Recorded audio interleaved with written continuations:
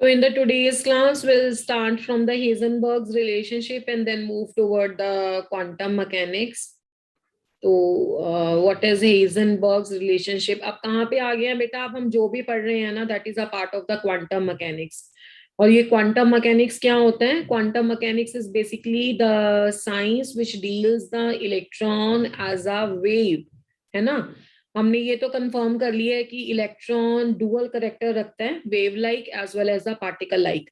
इसमें हम इलेक्ट्रॉन का कौन सा कैरेक्टर पढ़ते हैं? इसमें हम इलेक्ट्रॉन का पढ़ते हैं वेव लाइक कैरेक्टर. इलेक्ट्रॉन का पार्टिकल लाइक कैरेक्टर पढ़ाने वाली साइंस को बोलते हैं क्लासिकल मैकेनिक. तो जितना भी काम आपका बोहर के फेलियर के बाद आता है ना, whatever is included after the Bohr's failure, that comes under the category of quantum mechanics. इसलिए जो मैंने हेडिंग दिया है that is a quantum mechanics. Is that clear? Quantum में ही आएगा सारा वेव कैरेक्टर. तो next is Heisenberg's uncertainty principal.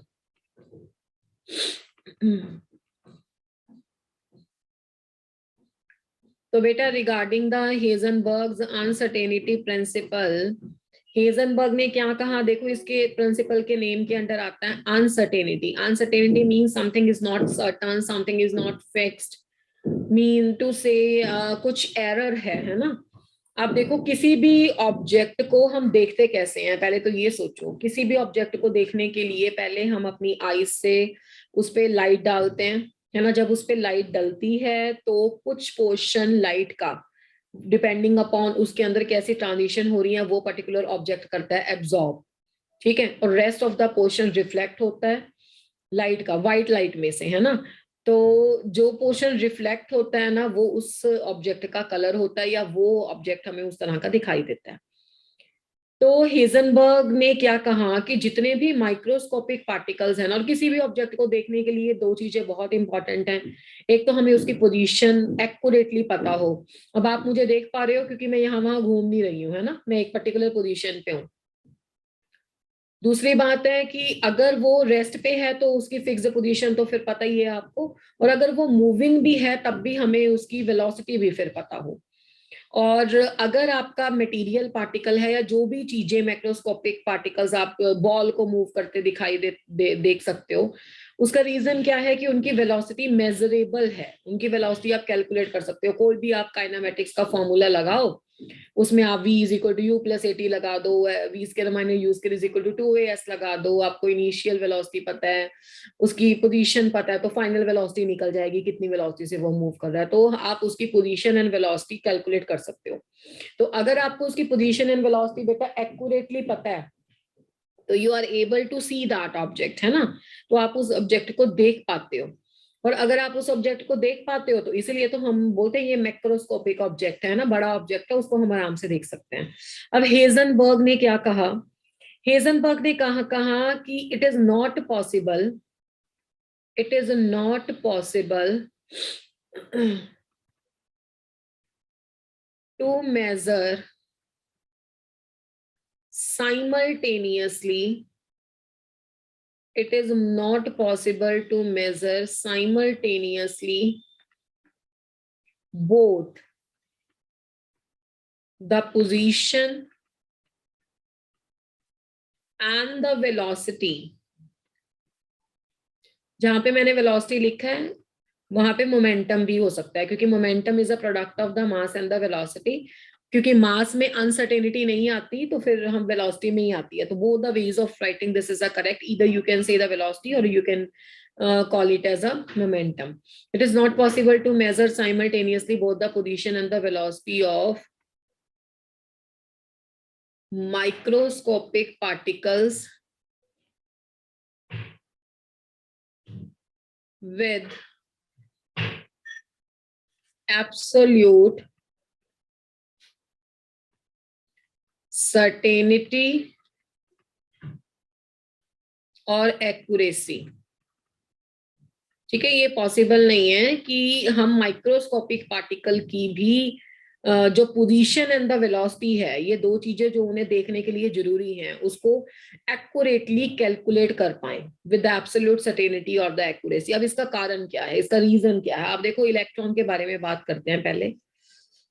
Microscopic particle में अगर आप इलेक्ट्रॉन को ले रहे हो, यहाँ पे आपका इलेक्ट्रॉन रिवॉल्व कर रहा है, मान लो कि तुम्हें पता है कि इसकी पोजीशन फिक्स है। फिक्स का मतलब ये नहीं है कि वो मूव नहीं कर रहा और उसकी हमेशा एक जैसी रहती है वेलोसिटी।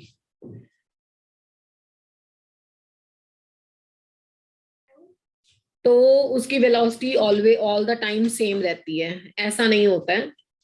होता क्या है कि अगर हमने ये मान लिया कि जितना भी आपका इलेक्ट्रॉन रिवॉल्व करेगा एटलीस्ट रहेगा तो वो आपके एटम के अंदर ही ना, तो उसकी जो पोजीशन है वो ऑलमोस्ट उतनी रेंज में ही आएगी जितना एटम का रेडियस है। और एटम का रेडियस हमें पता है कि this is in the order of 10⁻⁻10 angstrom. इस तरह से हमने मान लिया कि इसकी पोजीशन हमने एक तरह से फिक्स कर ली। तो अगर हम उसे चेस करना चाह रहे हैं, अगर उसे हम देखना चाह रहे हैं, तो क्या होता है कि अगर हम उसे देखना चाह रहे हैं तो एक पर्टिकुलर 10⁻⁻10 बहुत बहुत छोटा है बेटा।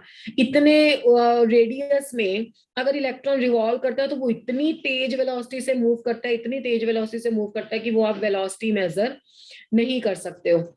ठीक है, वेलोसिटी नहीं मेजर कर सकते हो, यानी कि उसकी वेलोसिटी अनसर्टन हो जाती है। तो हमने क्या फिक्स किया, हमने फिक्स किया उसकी पोजीशन। तो पोजीशन को फिक्स किया तो वो इतनी तेज तेज भागेगा कि हम उसकी वेलोसिटी नहीं कैलकुलेट कर पा रहे और उसकी वेलोसिटी अनसर्टन हो गई। मान लो हमने उसकी वेलोसिटी को फिक्स कर लिया है ना, हमने ये बोल दिया कि वेलोसिटी है जो इलेक्ट्रॉन की वो आपकी है लाइट की वेलोसिटी के बराबर। अब लाइट की वेलोसिटी के बराबर अगर इलेक्ट्रॉन की वेलोसिटी है, if it moves with the velocity equal to the velocity of the light, तो बेटा जी फिर तो बात ही अलग हो गई। अब आप देखो कि आपको फिजिक्स में आपने ये बातें पढ़ी भी होंगी, आपको एक बकेट दे दी जाए है ना, और वो बकेट में पानी डाल दिया जाए या छोटा जिसमें आप दूध लाते हो ऐसा वो बर्तन दे दिया जाए और उसको आपको बोला जाए कि जोर जोर से आपको इसको रिवॉल्व करना है ना। तो अगर आप उसको बहुत हाई वेलोसिटी से रिवॉल्व करते हो बिल्कुल अपनी आर्म को स्ट्रेट करके, तो बेटा जितना ज्यादा आप उसकी स्पीड बढ़ाते जाओगे ना, वो क्या करेगा, वो पोजीशन को ओवरशूट कर देगा, मतलब आपके हाथ में से फिसल जाएगा और फिसल जाके भाई इतनी दूर जाके लगेगा, है ना। तो आप तो अभी उसको अपने हैंड से रिवॉल्व कर रहे हो और वो वेलोसिटी तो भाई उतनी वेलोसिटी तक कभी पहुंच ही नहीं पाती जितनी वेलोसिटी से इलेक्ट्रॉन रिवॉल्व कर रहा है। अगर एक आप पार्टिकल को आप जब घुमा रहे हो तब वो अपनी पोजीशन को ओवरशूट कर रहा है, मतलब ऐसा पर्टिकुलर डिस्टेंस रख के आप चाहते हो कि वो रिवॉल्व करता रहे, नहीं रिवॉल्व कर रहा, वो दूर चला जा रहा है, तो सोचो इतनी छोटी सी जगह में जब इलेक्ट्रॉन लाइट की वेलोसिटी से मूव कर रहा है तो क्या वो एटम के अंदर रह पाएगा या एक पर्टिकुलर पोजीशन पे रह जाएगा, वो ओवरशूट नहीं कर जाएगा, है ना।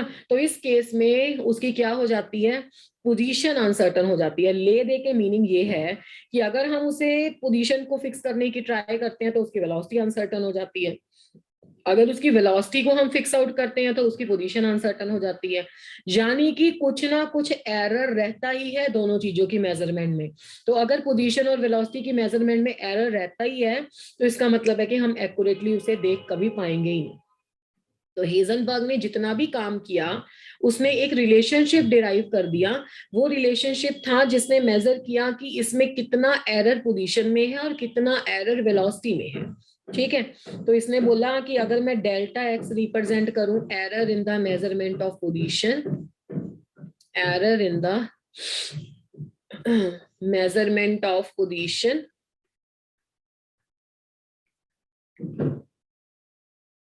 और डेल्टा वी हो गया error in the measurement of momentum. अच्छा पहले वेलोसिटी लिख दें, है ना, वी वाला लिखा है हमने वेलोसिटी, आप इसकी जगह पे डेल्टा पी लिख दोगे तो वो error in the measurement of velocity हो जाए, मोमेंटम हो जाएगा। तो इसने जब ये डेरिवेशन करी तो उसका एंड रिजल्ट हमें पढ़ना है, we don't have to go for the entire derivation, वो तो बहुत बहुत बड़ी है, क्वांटम मैकेनिक्स से जाती है, आपको नहीं करना है डिराइव। तो according to the uncertainty principle, according to the uncertainty principle, delta x into delta p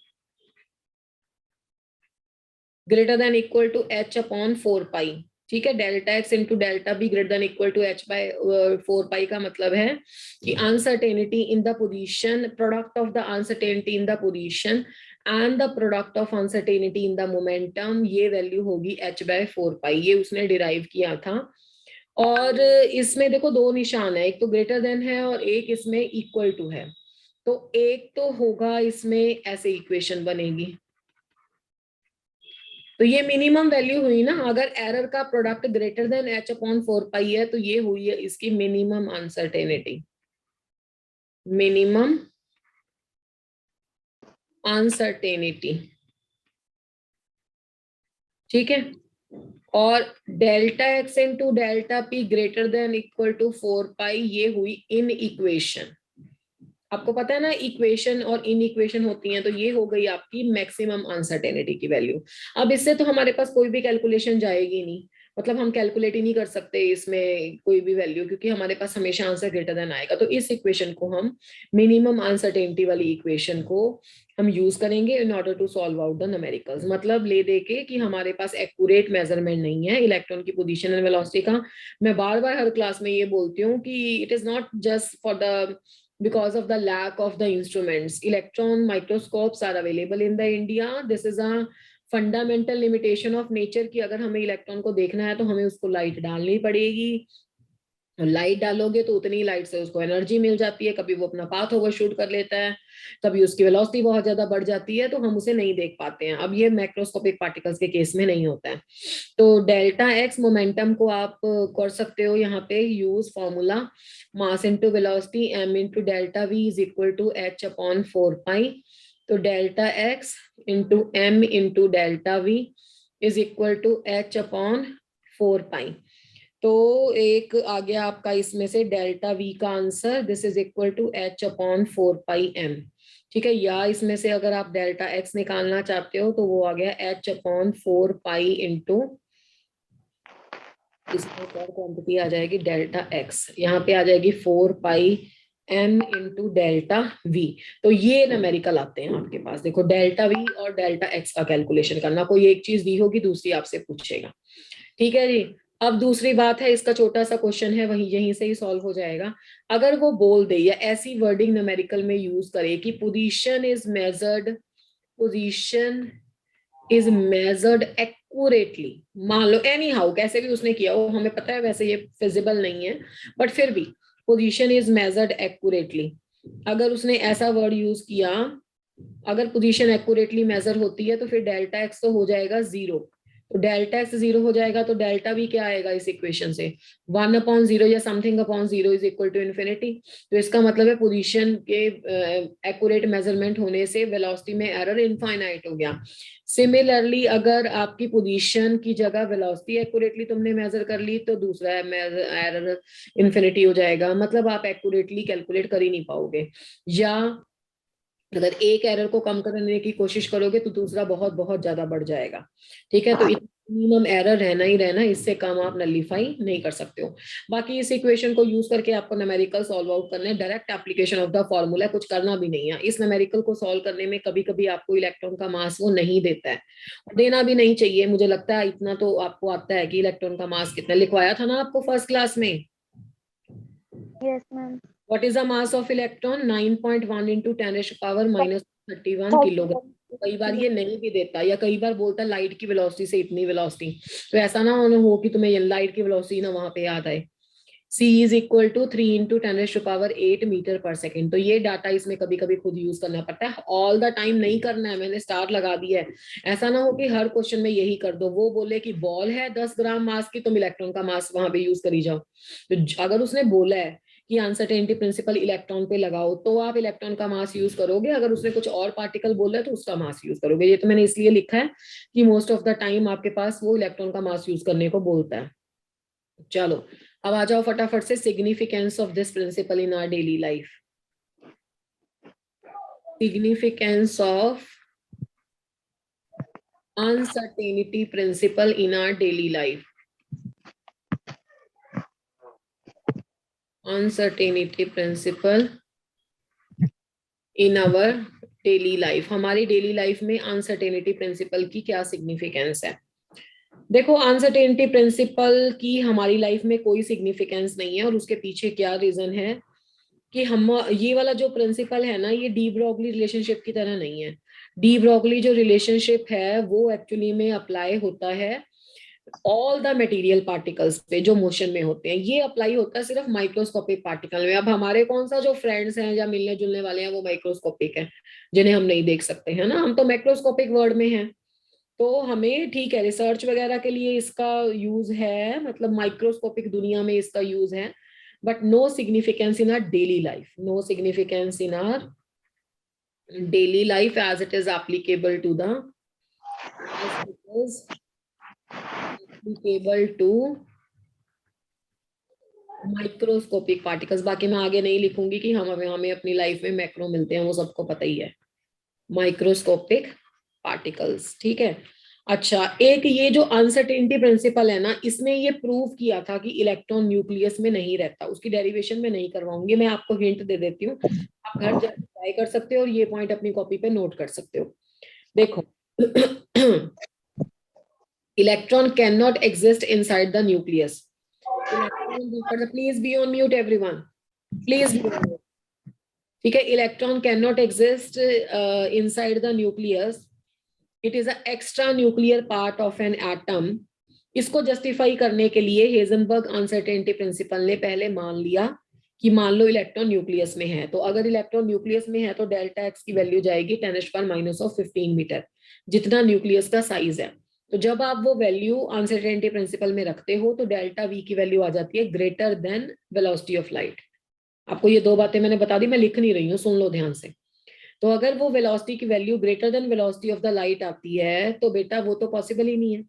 even first shell में भी जब इलेक्ट्रॉन रिवॉल्व करता है ना, वो 150 गुना कम वेलोसिटी से मूव करता है लाइट की वेलोसिटी से। तो लाइट की वेलोसिटी से ज्यादा वेलोसिटी तो है ही नहीं है फर्स्ट शेल में इलेक्ट्रॉन की, या किसी भी शेल में इलेक्ट्रॉन की। ठीक है, तो इसका ये मतलब हुआ कि ये इम्पॉसिबल है। इसलिए जो हमने सपोज किया था कि इलेक्ट्रॉन की पोजीशन की अनसर्टेनिटी उतनी होगी जितना न्यूक्लियस का साइज है, यानी कि वो न्यूक्लियस में एग्जिस्ट करेगा, वो रॉन्ग है। इसलिए इलेक्ट्रॉन न्यूक्लियस में नहीं एग्जिस्ट करता। तो इसने इस बात में भी सपोर्ट किया था। तो this is all about Heisenberg's uncertainty principle, और इसके बारे में न्यूमेरिकल्स बहुत बहुत ईजी आते हैं। चलो, उसके बाद है आपका क्वांटम मैकेनिक्स में नेक्स्ट साइंटिस्ट जो आजकल की डेट में हम पढ़ते हैं, 1927 में ही आया था। देखो 1905 का बोहर का काम है, उसके बाद 1927 है, उसके बाद जितनी रिसर्च है ये मैट्रिक्स वगैरह मैकेनिक्स वगैरह ये सब इसी की है, मतलब इसी कॉन्सेप्ट से बेस्ड है। नेक्स्ट साइंटिस्ट है श्रोडिंगर, SCHRODINGER, श्रोडिंगर। श्रोडिंगर ने एक वेव इक्वेशन दी। ठीक है, ये थोड़ा सा देखो बच्चों को डिफिकल्ट लगता है, बट अगर आप इसको समझ लोगे तो बहुत इजी टॉपिक है। श्रोडिंजर्स वेव इक्वेशन, श्रोडिंगर नाम के साइंटिस्ट ने, पूरा नाम इसका इरविन श्रोडिंगर था, ERVIN। इरविन श्रोडिंगर ने क्या किया, उसने इलेक्ट्रॉन का behaviour around the nucleus in the terms of the equation justified किया। ऑब्वियसली उसकी इक्वेशन के डेरिवेशन में भी काफी सारे पीछे कॉन्सेप्ट्स रहे होंगे। तो इसने एक रिजल्ट प्रूव किया, that is the equation which represent the behaviour of the electron in the terms of the wave around the nucleus. और उस इक्वेशन का नाम इसने अपने नाम पे दिया, that is called as a Schrodinger wave equation. पहले मैं आपको वो इक्वेशन समझाऊंगी, प्रीवियस ईयर नीट में जो इसके क्वेश्चन आए हैं वो मैं साथ साथ ही इसके करा दूंगी। ठीक है, तो पहले लिख लेते हैं इसको। The Schrodinger, SCHRODINGER, the Schrodinger described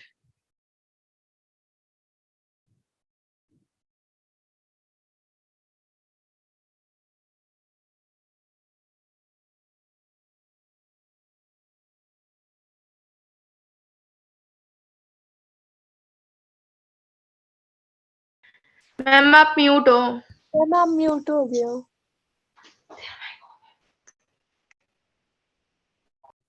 yes, Schrödinger described the behavior of the electron in the terms of the wave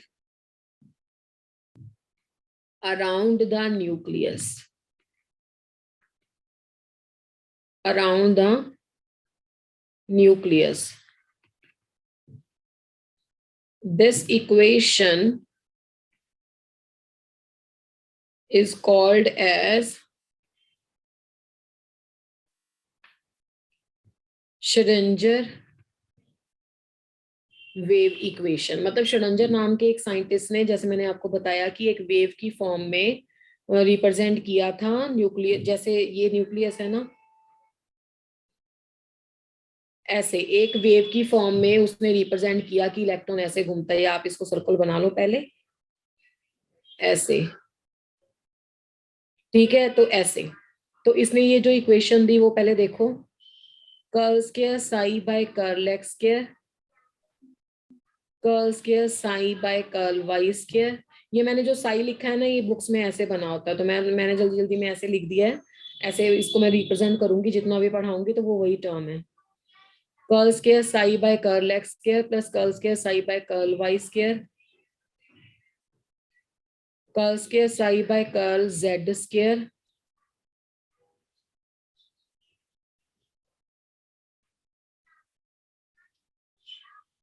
curl square psi by curl x square plus curl square psi by curl y square plus curl square psi by curl z square plus 8 pi square m over h square E minus we into psi is equal to 0।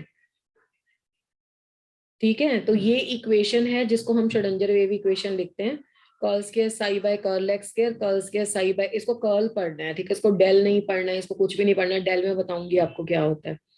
Plus curl square psi by curl z square plus 8 pi square m over h square E minus v into psi is equal to 0। This is a equation जिसको Schrodinger wave equation बोलते हैं। इसमें ये जो term है ना, curl square by curl x square, इसको पढ़ते हैं सेकंड ऑर्डर partial derivative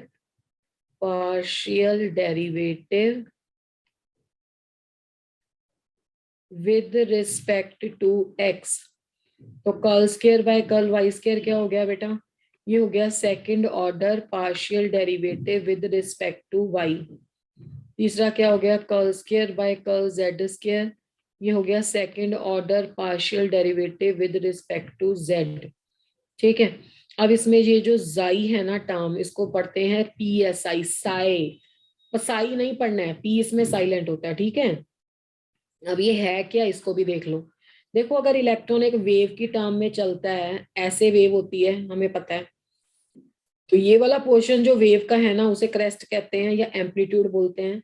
तो ये एम्पलीट्यूड जब इलेक्ट्रॉन वेव का होगा ना, तो उसे साई बोलेंगे, क्योंकि ये एक ऐसी वेव है जो मटेरियल पार्टिकल की वेव है। एक वेव होती है ना, जैसे हम नॉर्मल किसी वेव के लिए उसका एम्पलीट्यूड लिखते हैं, पर ये इलेक्ट्रॉन की वेव है तो उसको बोलते हैं साई। तो इसका मतलब हो गया amplitude of electron wave. This is called as the amplitude of electron wave, या इसको बोलते हैं वेव फंक्शन।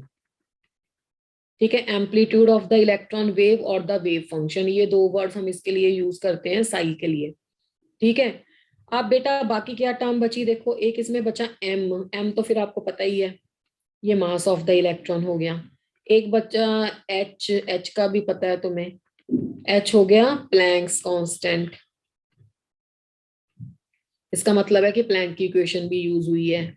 ई का मतलब है टोटल एनर्जी, वी का मतलब है पोटेंशियल एनर्जी, और जो ई माइनस वी करके आता है ना, उसको बोलते हैं ई के। ये भी लिख देती हूँ साइड पे, जो ई माइनस वी है वो काइनेटिक एनर्जी है। ठीक है, ई या टी, कैपिटल टी लिखते हैं काइनेटिक एनर्जी को। ठीक है, चलो ये हो गई श्रोडिंगर वेव इक्वेशन की एक्सप्लेनेशन की कौन कौन क्या क्या होती है। अब ये पार्शियल डेरिवेटिव क्या होता है, नॉर्मल डेरिवेटिव को ना तुम डी बाई डी एक्स से रिप्रेजेंट करते हो, और ये जो डी बाई डी एक्स है ना, D by D x actually में ऐसा डेरिवेटिव होता है कि अगर इसके सामने दो वेरिएबल लाए जाए ना, एक्स और वाई, तो तुम प्रोडक्ट फॉर्मूला लगाते हो, जिसको तुम यू इंटू वी फॉर्मूला बोलते हो। First function derivative of second function, second function derivative, first function derivative of second function, मतलब फर्स्ट को कांस्टेंट रखा, सेकंड का डेरिवेटिव किया, plus second function derivative of first function.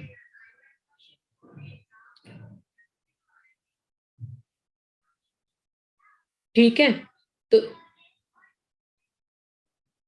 तो अभी इसमें जो पार्शियल डेरिवेटिव होता है ना, उसमें प्रोडक्ट रूल नहीं लगता है।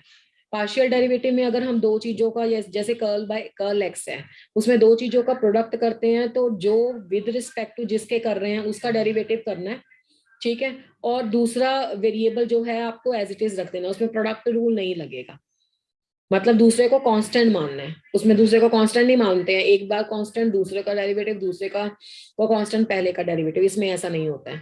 मतलब मेरे कहने का है जिम अगर तुम कर्ल बाय कर्ल एक्स करोगे ना एक्स इंटू वाई स्केयर का, तो वाई स्केयर कांस्टेंट आ जाएगा और एक्स का वन, तो इसका ये होता है। तो पार्शियल डेरिवेटिव ये होता है, नॉर्मल डेरिवेटिव और पार्शियल डेरिवेटिव में ये डिफरेंस होता है, आपको पता ही होगा इसके बारे में, आपने फिजिक्स में भी पढ़ा होगा।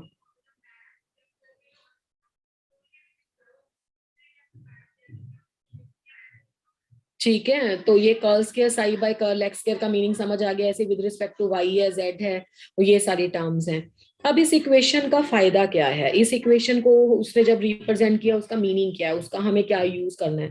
जब आप श्रोडिंगर वेव इक्वेशन या कोई भी इक्वेशन को सॉल्व करते हो ना, तो वो इक्वेशन किसी वेरिएबल के लिए होती है, मतलब उस इक्वेशन को सॉल्व करके हम कोई वेरिएबल सॉल्व निकालते हैं।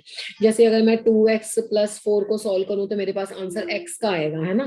तो इसी तरीके से श्रोडिंगर वेव इक्वेशन को जब सॉल्व किया गया ना, तो हमारे पास साई आ गया, और साई है एम्पलीट्यूड इलेक्ट्रॉन वेव का। चाहे हम इलेक्ट्रॉन को नहीं देख पाए, पर श्रोडिंगर ने कहां तक पहुंचा दिया हमें कि जो इलेक्ट्रॉन एक वेव रिप्रेजेंट करती है, उसे इलेक्ट्रॉन का वेव जो है उसे कैलकुलेट कर दिया इसने कि कितना होता है। तो पहली बात तो the solution of the Schrodinger wave equation gives xi, solution of the Schrödinger wave equations is gives psi, that is the amplitude of electron wave, amplitude of electron wave. Schrodinger wave equation का जो solution है वो हमें साई देता है, यानी कि amplitude of electron wave देता है। और ये जो एम्पलीट्यूड ऑफ इलेक्ट्रॉन वेव है, क्या ये हमारे लिए कोई सिग्निफिकेंस रखता है, इसका कोई फायदा है? ये है फर्स्ट क्वेश्चन आपका previous year, significance of Sai, significance of Sai, कि साई का क्या सिग्निफिकेंस है। अब आप देखो, सोचो इसको कि इलेक्ट्रॉन पहले ही इतना छोटा है, तो इतने छोटे इलेक्ट्रॉन ने अगर वेव बनाई भी, मैं तो ये पेन से बना भी नहीं सकती, इतनी छोटी वेव बनेगी और इतना छोटा उसका एम्पलीट्यूड होगा। तो अगर इलेक्ट्रॉन नहीं मेजर कर सकते तो उसका एम्पलीट्यूड भी मेजर करना it is not a easy task. ठीक है, तो ये बहुत बहुत स्मॉल है और इसका हमारे लिए फिर से कोई फायदा नहीं है। फिर आप बोलोगे कि मैम इस इक्वेशन का फायदा क्या हुआ, या इस इक्वेशन से तो फिर हमें बहुत से भी कम काम आया। नहीं, इसमें आगे बताती हूँ क्या होता है। Significance of psi, as the electron is a very small particle,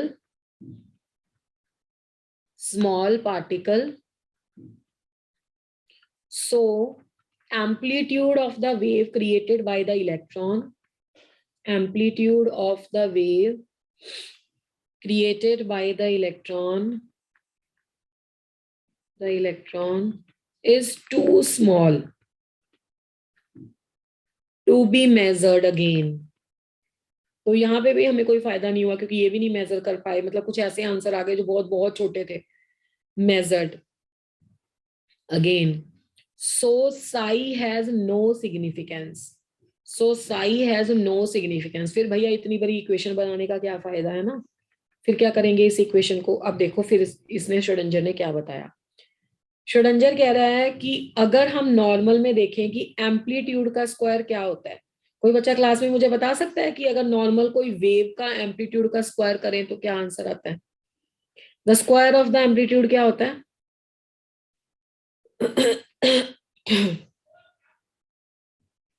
अरे एम्पलीट्यूड का स्क्वायर इंटेंसिटी नहीं होता लाइट की, पता है या नहीं पता है? Yes, ma'am. है ना, एम्पलीट्यूड का स्क्वायर क्या होता है? इंटेंसिटी। तो उसने कहा as in the case of light, क्योंकि लाइट भी एक वेव है, the square of the amplitude, the square of the amplitude gives the intensity of light at that particular point, intensity of the light at that particular point, applying the same concept in the case of electron wave, applying the same concept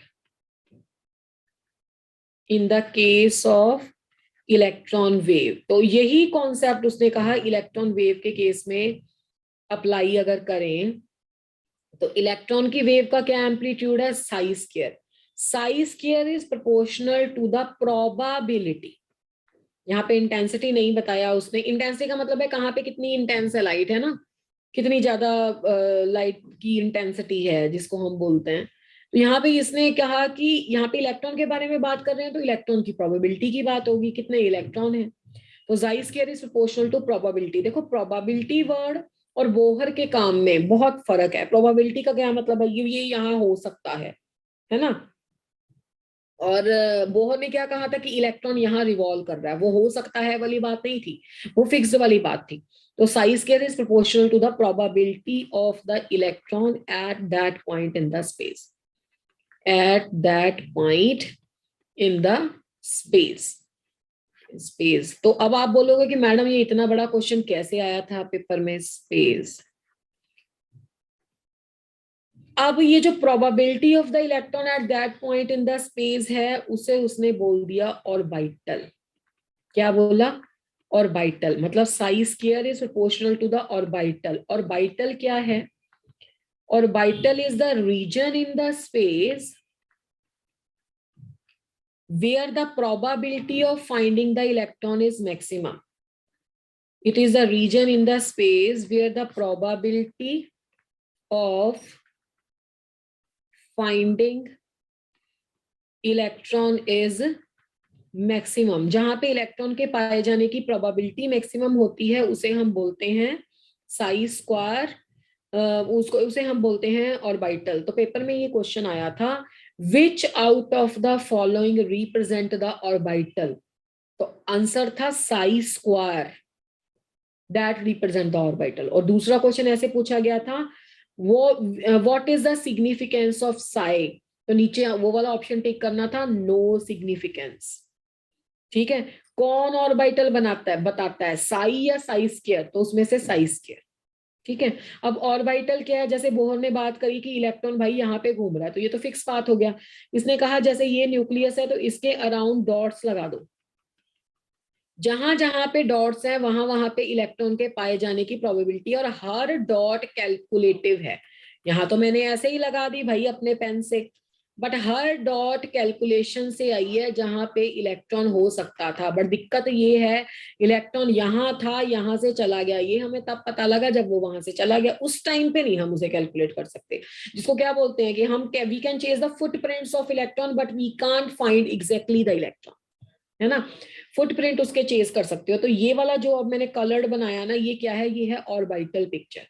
ये orbital picture है, जहां पे dot की concentration ज्यादा है वहां पे probability ज्यादा है, जहां पे डॉट की कंसंट्रेशन कम है वहां पे प्रोबेबिलिटी कम है। और ये है ऑर्बिट। ऑर्बिट कैसी पिक्चर है, ये 2D है। ये कैसी पिक्चर है, 3D है। और ये प्रोबेबिलिटी कर्व है और वो ऑर्बिट है, मतलब फिक्स्ड रीजन है स्पेस में। तो ये काम हुआ। अगर साई स्क्वायर किसी जगह पे हाई है, हाई वैल्यू है, तो इसका मतलब क्या हो गया, लार्ज प्रोबेबिलिटी। प्रोबेबिलिटी इलेक्ट्रॉन के पाए जाने की ज्यादा प्रोबेबिलिटी है। अगर साई स्क्वायर लो हो गया तो क्या हो जाएगा, लो प्रोबेबिलिटी हो गया। अगर साई स्क्वायर 0 हो गया तो उसे नॉड बोलते हैं, NODE, नॉड या नॉड प्लेन। नॉड प्लेन मतलब जहां पे इलेक्ट्रॉन है ही नहीं, हो ही नहीं सकता, फॉरबिडन रीजन। जैसे बोहर ने नहीं बोला था पहले शेल में हो सकता है, दूसरे शेल में हो सकता है, पर बीच में नहीं हो सकता। तो जहां पे नहीं हो सकता वो रीजन भी आएंगे, मतलब कुछ स्पेस छोड़ा जाएगा, उसके बाद फिर ऐसे, फिर कुछ स्पेस छोड़ा जाएगा, फिर ऐसे का। तो ये था श्रोडिंगर वेव इक्वेशन का काम। अब यहाँ पे थोड़े से इसके सॉल्यूशन की बात कर लेते हैं। कर दो ये शिफ्ट स्लाइड। ये समझ में आ रहा है सभी को, किसी को दिक्कत तो नहीं हो रही है श्रोडिंगर वेव इक्वेशन में? No, ma'am. No, अच्छा, ma'am. अच्छी बात है। अच्छा बच्चा, उसके बाद है देखो, ये है eigen values and the eigen functions. इनका मतलब क्या है, जब श्रोडिंगर वेव इक्वेशन को सॉल्व करा गया ना, तो श्रोडिंगर वेव इक्वेशन को सॉल्व करके सारे के सारे आंसर श्रोडिंगर वेव इक्वेशन के रियल नहीं आए। रियल आंसर का क्या मतलब है कि जिनको हम प्रिडिक्ट कर सके।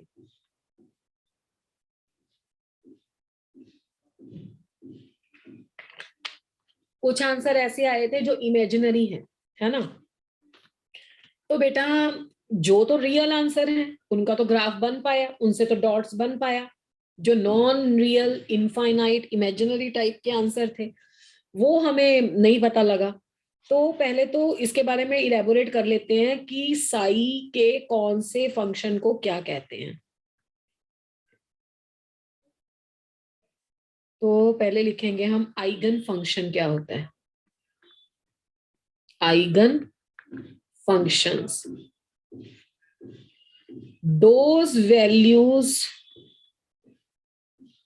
या मुझे लिखना चाहिए those solution of Schrodinger wave equation, those solution of Schrodinger. क्योंकि कई बार होता है ना, जब हम 10th में भी थे तो करते थे ना कि डिस्क्रिमिनेंट लिया, रूट्स निकाले, एक आयोटा वाला आ गया उसको छोड़ दिया है ना, और एक नॉन रियल आ गया, या एक आउट ऑफ रेंज आ गया उसको छोड़ दिया, नेग्लेक्ट कर दिया, दूसरा ले लिया, ये वो बात हो रही है।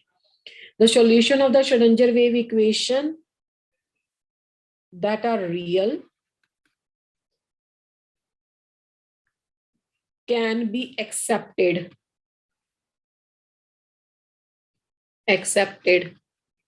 are called as the eigen functions, are called as the eigen functions। उनको क्या बोलते हो? eigen functions है।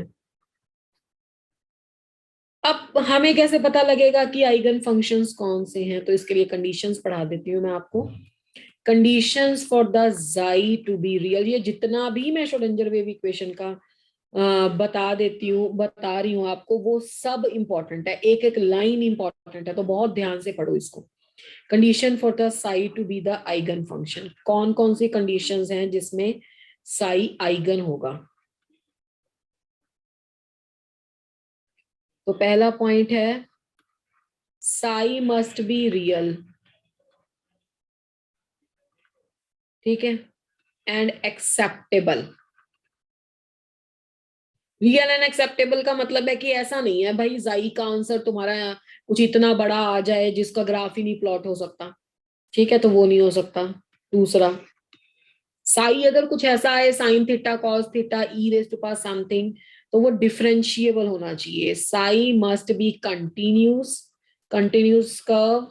मैथमेटिक्स में होता है कंटिन्यूटी एंड डिफरेंशिएबिलिटी, अगर थोड़ा बहुत आइडिया हो तो ये वो बात हो रही है। The Sai must be continuous and differentiable. Sai के एम्पलीट्यूड ऑफ इलेक्ट्रॉन वेव है ना, बेसिकली इलेक्ट्रॉन कैसे ट्रेवल करता है। Sai must become zero at the two positions, r is equal to 0 and r is equal to infinity। ये पॉइंट आप सब देखो करोगे ओबे। अगर हम न्यूक्लियस की बात करें तो न्यूक्लियस पे भी इलेक्ट्रॉन नहीं हो सकता, और बहुत दूर भी इलेक्ट्रॉन नहीं हो सकता। बहुत दूर का मतलब है तो फिर तो एटम के अंदर ही नहीं है, बाहर ही निकल गया। तो जो दो पॉइंट उसने बोले हैं ना, कि एक तो r इज इक्वल टू 0 वो न्यूक्लियस है, एक r is equal to infinity, यहाँ पे वेव नहीं जानी चाहिए। वेव की शेप ऐसी होनी चाहिए कि यहाँ पे आके जो वेव का एम्पलीट्यूड है वो 0 हो जाना चाहिए, 0 पे और इन्फिनिटी पे, ठीक है। Fourth, Sai there must not be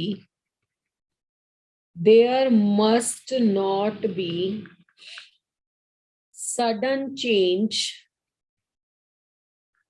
in the values of psi, sudden change in the values of psi as the variables are changed। इसका क्या मतलब है? इसको देखो आप कैसे समझोगे। जैसे कोई इक्वेशन है, मान लो y is equal to 2x, उसमें आप x की वैल्यू भरते हो तो y में कंटिन्यूस चेंज आता है ना, धीरे धीरे चेंज आता है। ऐसा ना हो कि x तुमने 1 भरा और y तुमने फिर x तुमने 2 भरा तो एकदम से अब्रप्ट चेंज आ गया। अगर ऐसी इक्वेशन होंगी तो आपकी जो कर्व है वो सही नहीं बनेगी, वो फिर ऐसे ऐसे ऐसे ऐसे बहुत जिगजैग वाला कर्व बनेगा। तो वो कह रहा है कि जब हम x और y का ग्राफ प्लॉट करते हैं या जाई और आर का ग्राफ प्लॉट करते हैं, तो उस केस में आपकी जो आंसर्स आने चाहिए वो सडन चेंज नहीं आने चाहिए, वो एक कंटिन्यूस चेंज आने चाहिए। तो ये 4 कंडीशंस मैंने लिख दी हैं जो साई को क्या बनाएंगी? आइगन फंक्शंस बनाएंगी। अब ये आइगन वैल्यूज क्या है? आइगन वैल्यूज बहुत आसान है। देखो आइगन वैल्यूज क्या होती हैं? आइगन वैल्यूज होती हैं जब साई का सही फंक्शन, साई का आइगन फंक्शन यूज किया जाए और एनर्जी की वैल्यू कैलकुलेट की जाए, तो वो एनर्जी की वैल्यू अगर आपकी जो साई के रियल फंक्शन को पुट करके आती है वो आइगन वैल्यूज है। यानी कि these are the values of energy. ठीक है, वैल्यूज ऑफ एनर्जी इलेक्ट्रॉन की पोजीशन को पुट करके ही होंगी ना, इतना तो बोर्ड से हम सीख ही चुके हैं। The values of energy obtained by using the values of the energy obtained by using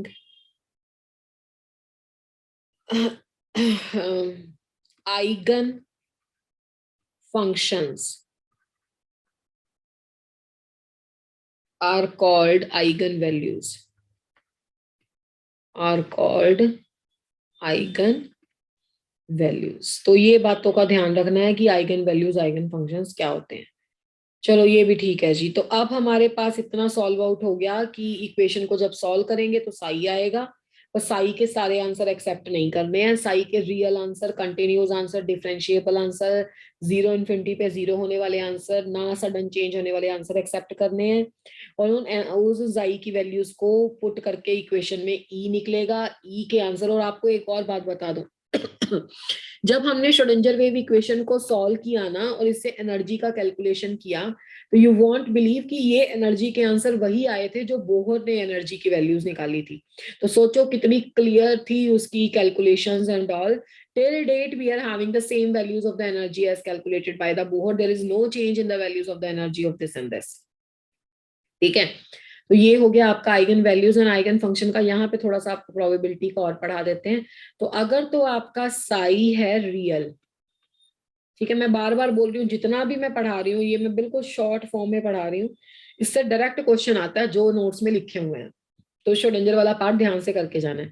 if psi is real तो आप पहली बार आपको लगेगा बहुत ज्यादा, बट आप पढ़ोगे तो बिल्कुल थ्योरी है, या हमने कौन सा सॉल्व किया equation, we have just discuss that equation simply. If psi is real तो साई स्क्वायर होता है प्रोपोर्शनल टू प्रोबेबिलिटी, इसमें तो कोई डाउट है नहीं।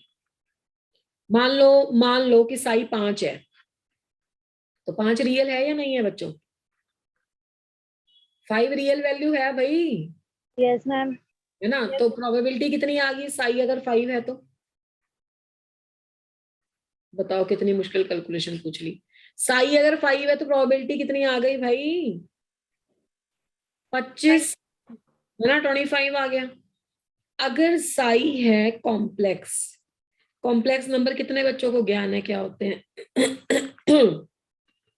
कॉम्प्लेक्स होते हैं ऐसे नंबर जिसका एक पार्ट होता है रियल और दूसरा पार्ट होता है इमेजिनरी। और ये जो इमेजिनरी नंबर है इसको आयोटा पढ़ते हैं, इसकी वैल्यू √(-1) होती है। और जब आयोटा का स्क्वायर किया जाता है ना, यानी कि आयोटा इंटू आयोटा किया जाता है,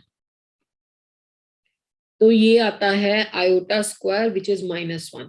तो आयोटा खुद तो है इमेजिनरी, रूट के अंदर -1 कोई डिफाइंड टर्म थोड़ा है, हाँ या ना?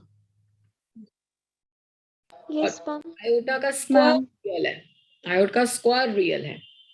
तो अगर हम इसका स्क्वायर करने लग जाएंगे, तो साई का स्क्वायर करने लग जाएंगे, तो a + b के होल स्क्वायर का फॉर्मूला लगाएंगे। तो क्या फॉर्मूला होता है बताओ तो? a² Plus B square plus 2AB. plus b square plus 2ab. ठीक है, फिर इसको हटा देते थोड़ा सा। 2 × a × b, तो बच्चों 4, ये 9 आयोटा स्क्वायर हो जाएगा, प्लस 2 2 4 3 12 आयोटा। अब मैंने आयोटा स्क्वायर की वैल्यू आपको कितनी बताई है? -1। तो 4 - 9 + 12 आयोटा, तो आंसर कितना आ जाएगा? -5 + 12 आयोटा। तो क्या ये रियल है? ये तो नॉट रियल है। यहाँ पे ग्राफ प्लॉट करोगे आयोटा का, कभी भी नहीं हो सकता। तो जब आपका साई इक्वेशन से दे कॉम्प्लेक्स आंसर, ठीक है, जब आपका साई दे कॉम्प्लेक्स आंसर, तो कॉम्प्लेक्स आंसर के केस में साई स्क्वायर आपका प्रोबेबिलिटी कभी भी नहीं हो सकता। फिर प्रोबेबिलिटी कैसे निकाल लें उसके लिए मैं बताती हूँ। तो पेपर में अगर तो साई रियल आ गया तब तो ठीक है, अगर साई कॉम्प्लेक्स है तो क्या करा जाता है देखो। तो अगर आपका साई है कॉम्प्लेक्स, जैसे कि मैंने अभी बताया था 2 + 3 आयोटा, तो तुम लोगे साई का स्टार, साई स्टार को बोलते हैं कॉम्प्लेक्स कंजुगेट, कॉम्प्लेक्स का कंजुगेट। कंजुगेट में क्या करना होता है ना, आयोटा का साइन चेंज करना होता है इमेजिनरी वाली टर्म का। तो 2+3 आयोटा का कंजुगेट क्या आ गया, 2 - 3 आयोटा। फिर तुम करोगे दोनों को मल्टीप्लाई, तो दोनों को मल्टीप्लाई करोगे 2+3 आयोटा 2 - 3 आयोटा। अब कोई बच्चा मुझे इसका सोल्यूशन बता सकता है ये दोनों कैसे सॉल्व होंगे? Very easy. कैसे सॉल्व होंगे भाई? 2 square minus 3 हाँ, करके बताओ कितना A आया? square minus B square.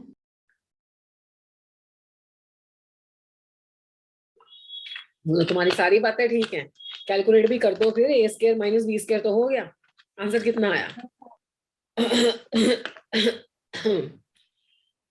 बेटा A² - B² करोगे तो 2 का स्क्वायर करोगे, -3 आयोटा का स्क्वायर करोगे, 4 हो गया, -9 आयोटा स्क्वायर हो गया, आयोटा स्क्वायर फिर से -1। तो आंसर क्या रियल आया या नहीं आया? Yes, ma'am. है ना? तो यानी कि जब आपके पास साई कॉम्प्लेक्स हो तो आपका साई और साई का स्टार ये किसके प्रोपोर्शनल होता है? प्रोबेबिलिटी के। तो पेपर में ये बात कोई बच्चा नहीं भूलेगा। जैसे मैं फिर से प्रीवियस स्लाइड करती हूँ, चलो मैं एक बार सारे स्लाइड्स दिखाती हूँ, रुको। मैं तुम्हें जो जो बोल रही हूँ ना, तो मुझे जहां पे अटक रहे हो नहीं समझ आ रहा बताना। श्रोडिंगर वेव इक्वेशन पेपर में आई तो करेक्टली लिख लोगे इक्वेशन। अरे आपको भी नहीं है, आपको तो पहचाननी है, मतलब ये पहचान लोगे पहला टाइप का क्वेश्चन। Yes, अच्छा, साई बता दोगे कि साई क्या होता है? yes, ma'am. Amplitude of. Amplitude of electron wave. दूसरा क्वेश्चन। तीसरा क्वेश्चन, सिग्निफिकेंस ऑफ साई बता दोगे? Yes, ma'am. Yes, Zero. ma'am. Significance of Sai का आंसर क्या लिखोगे? नो सिग्निफिकेंस बस। Zero. Yes, ma'am. अच्छा, सिग्निफिकेंस ऑफ साई स्केयर लिख दोगे? Yes, ma'am. है ना, या प्रोबेबिलिटी या ऑर्बिटल, दोनों में से कोई भी ऑप्शन हो टिक कर देनी है। आगे ये बता दोगे कि आइगन फंक्शन कब होता है? मतलब इसमें से कोई भी डेफिनेशन लिखी हुई तो पकड़ पाओगे। Yes, ma'am. आइगन वैल्यूज मतलब फिक्स वैल्यूज ऑफ एनर्जी जो आएंगी। अब ये तो पेपर में पिक कर पाओगे ना कि प्रोबेबिलिटी क्या होती है, ये वाला फॉर्मूला। Yes, अगर ma'am. के साथ ये वाला फॉर्मूला भी देगा तो वो भी पिक कर पाओगे, क्योंकि ये इमेजिनरी हो तो इसके लिए ये है। समझ में आया? तो यहां तक का काम तो है ये। अब एक लास्ट काम, चलो भाई आगे। अब देखो, अब क्या होता है ना, ये प्रीवियस ईयर क्वेश्चन है। अब पहले हमने एक इक्वेशन पढ़ी श्रोडिंगर की।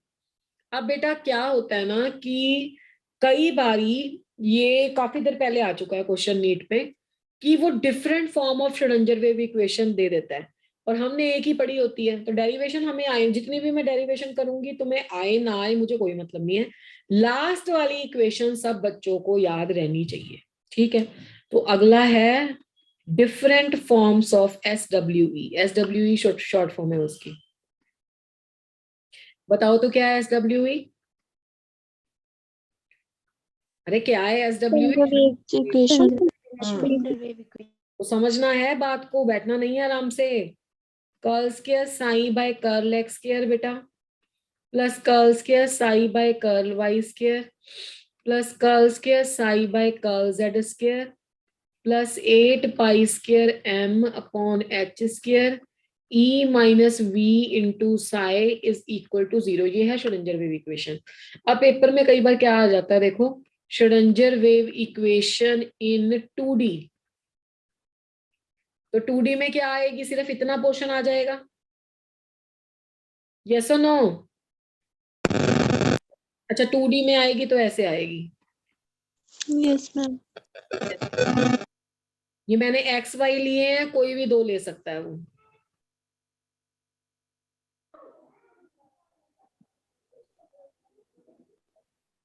ठीक है, अगर Schrodinger wave equation in 1D लें तो क्या आएगा?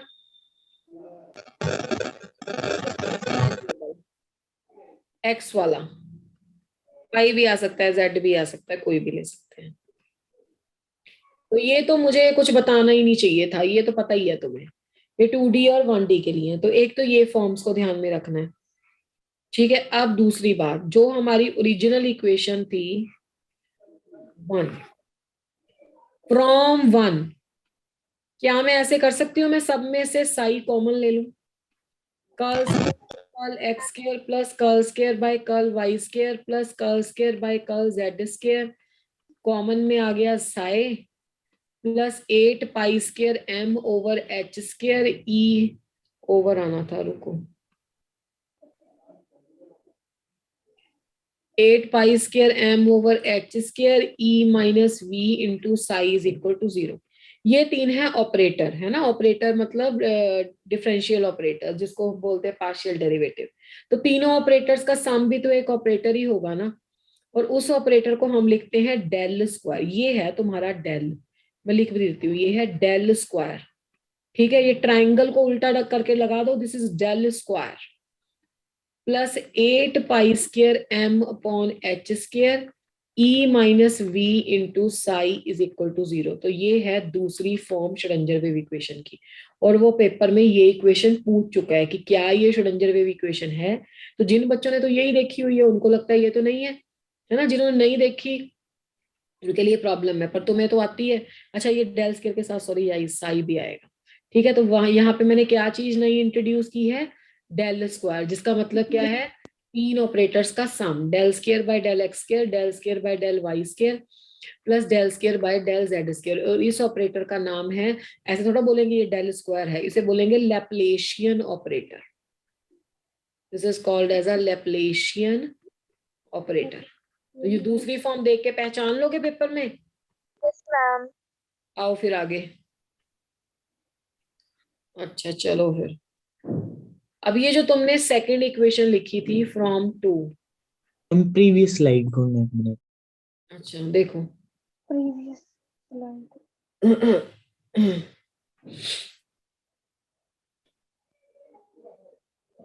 आपको विजिबल है ये एट द बॉटम तक?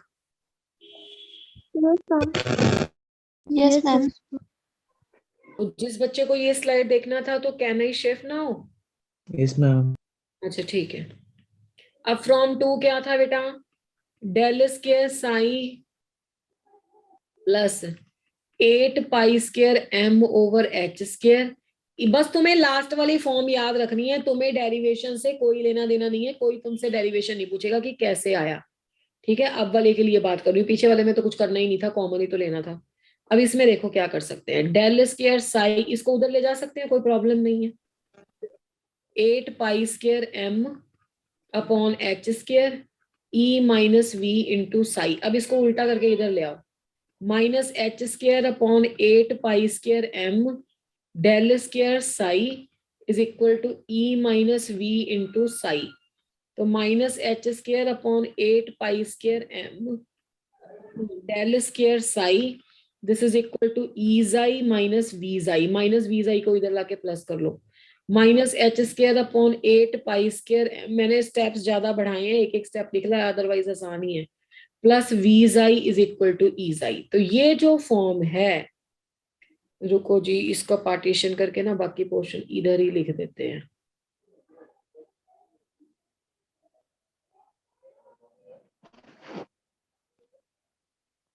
अब इस इक्वेशन में से साई कॉमन ले लो, तो अंदर क्या बचा, minus h square upon 8 pi square m del square plus V into psi is equal to E psi. और ये भी ऑपरेटर है, इस ऑपरेटर को लिखते हैं H cap, H cap psi is equal to E psi. ये सबसे छोटी फॉर्म है श्रोडिंगर वेव इक्वेशन की, mini pack of the Schrodinger wave equation. और ये जो ऑपरेटर है वेयर एच कैप, वो क्या वैल्यू रखता है, minus h square upon 8 pi square m del square plus v. इस ऑपरेटर का नाम है हैमिल्टोनियन, हैमिल्टोनियन ऑपरेटर, नियन ऑपरेटर। तो बेटा हैमिल्टोनियन ऑपरेटर अगर साई पे अप्लाई किया तो एनर्जी की वैल्यू मिली, इसलिए the other way of saying this is a energy operator, this is also called as a energy operator. Both the ways of saying it are correct.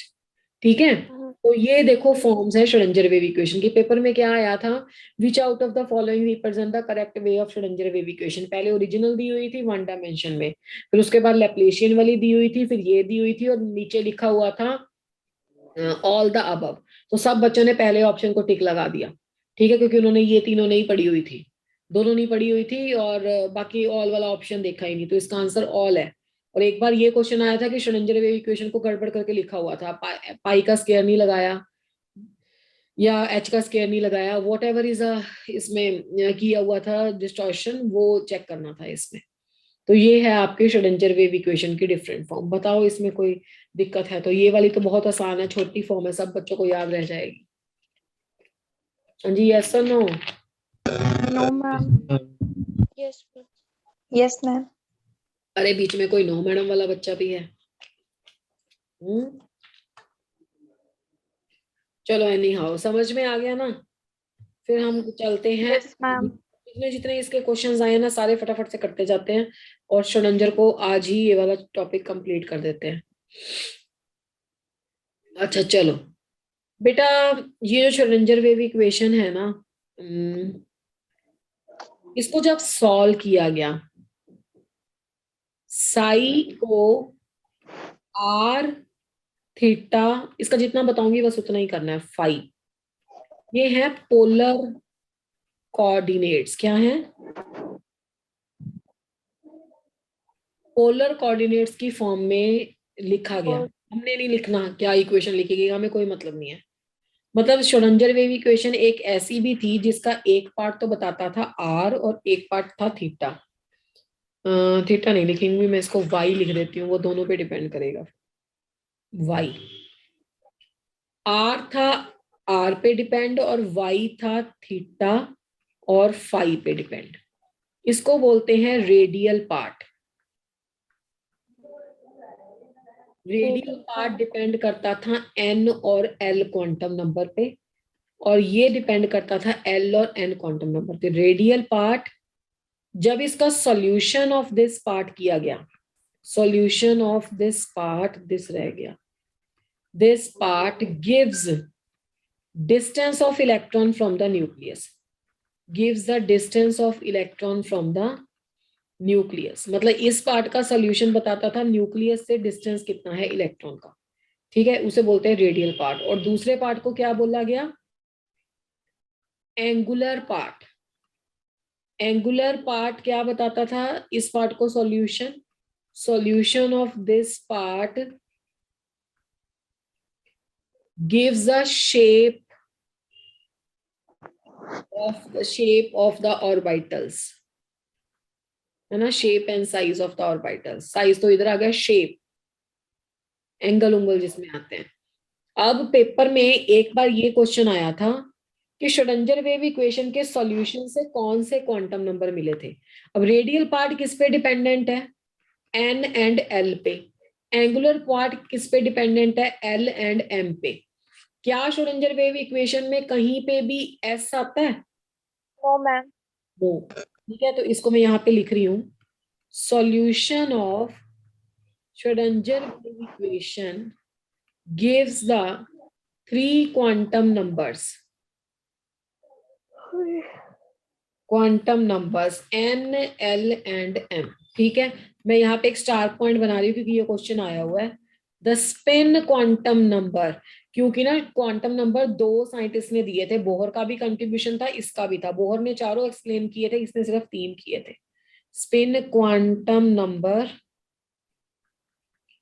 was not क्या कहते हैं, obtained as a result of solution of Schrodinger wave equation. तो इससे Schrodinger wave equation का solution वाला part तो हो गया खत्म। अब इसमें एक छोटा सा आता है क्वेश्चन नोड्स का। नोड्स क्या होते हैं भाई, अभी बताया था आपको, वेयर प्रोबेबिलिटी, ये बेटा रीजन होते हैं, regions where the probability of finding the electron is zero, जहां पे इलेक्ट्रॉन के पाए जाने की प्रोबेबिलिटी क्या होती है, जीरो होती है, उसको बोलते हैं ये नोड है। बात समझ में आई कि नहीं आई? अच्छा चलो ठीक है। अब दो तरह की नोड्स होती हैं, एक होती है आपकी रेडियल नोड और एक होती हैं आपकी एंगुलर नोड्स। जो आपकी रेडियल नोड्स हैं उनको कैलकुलेट करने का फार्मूला होता है n माइनस l माइनस 1, और जो आपकी एंगुलर नोड है उसको कैलकुलेट करने का फार्मूला होता है l। तो जो आपकी टोटल नोड्स बनेंगी वो बन जाएंगी n minus l minus 1 plus l, तो l से l कट जाएगा तो वो आंसर आ जाएगा n माइनस 1। तो पेपर में कुछ भी पूछ सकता है। वैसे तो ये क्वेश्चन देखो क्वांटम नंबर के बाद आता है, पर क्योंकि षडंजर का पार्ट है तो मैंने यहाँ पे बता दिया, थोड़ी बहुत नॉलेज तुम्हें होगी ही क्वांटम नंबर की, है या नहीं है?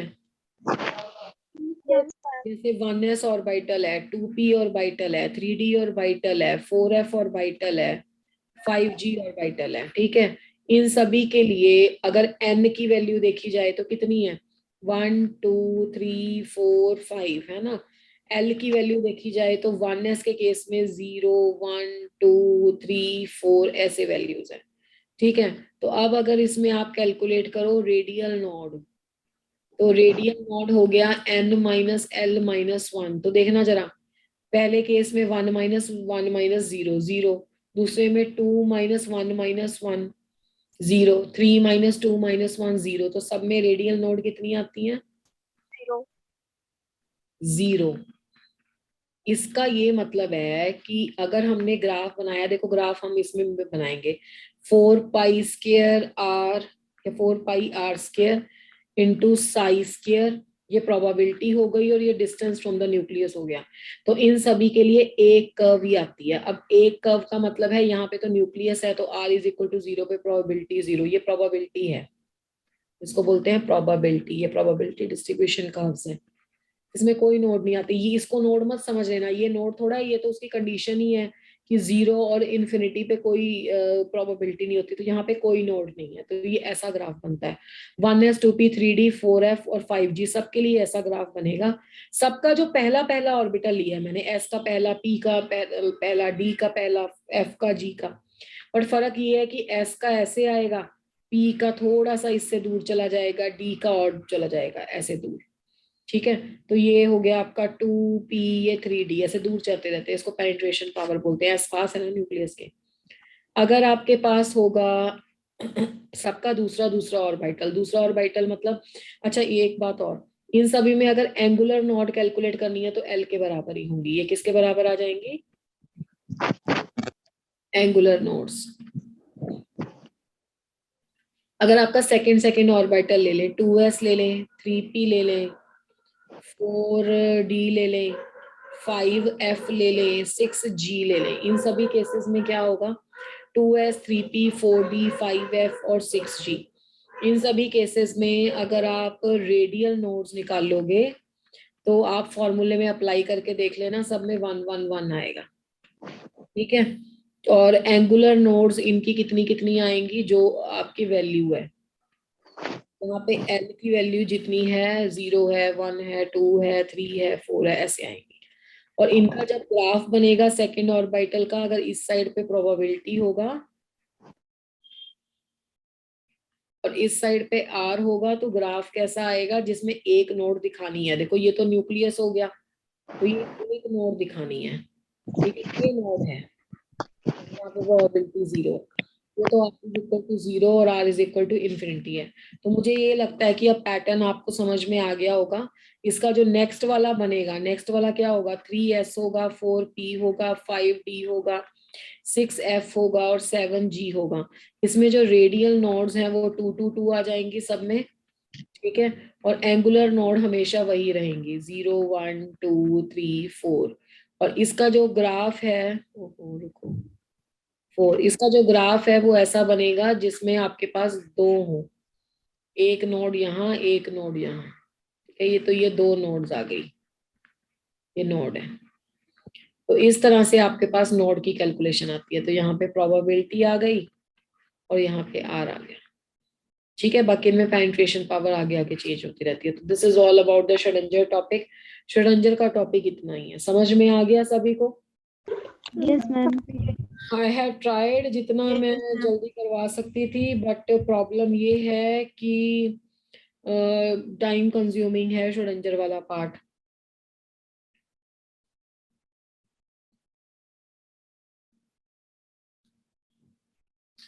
अब क्या प्रॉब्लम है कि इसमें क्वांटम नंबर वाला टॉपिक है इम्पोर्टेंट, उससे भी क्वेश्चन आता है नेक्स्ट क्लास। अभी एक और लग जाएगी आपकी, जिसमें क्वांटम नंबर, इलेक्ट्रॉनिक कॉन्फ़िगरेशन से रिलेटेड सारे प्रिंसिपल्स, जिसको आप रूल्स बोलते हो, वो सब आएंगे। ठीक है जी, और फिर उसके बाद चैप्टर आपका कंप्लीट हो जाएगा। चलो, still we are having a 2 minutes, let's check out about the notes from you. Find the radial nodes in 4p, जल्दी जल्दी।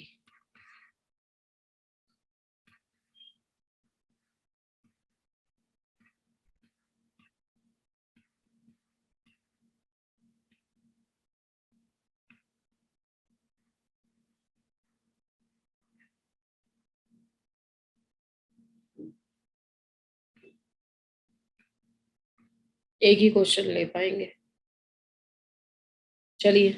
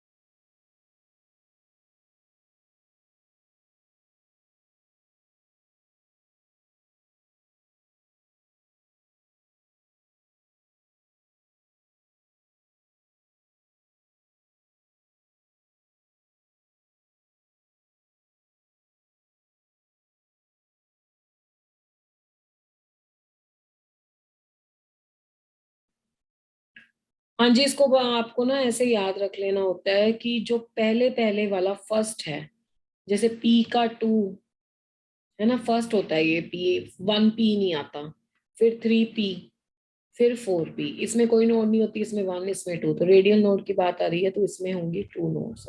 जिन बच्चों ने सेकंड वाला ऑप्शन दिया है, दैट इज अ करेक्ट। तो okay, Yes, ma'am. All for today, and I just want कि जो आपको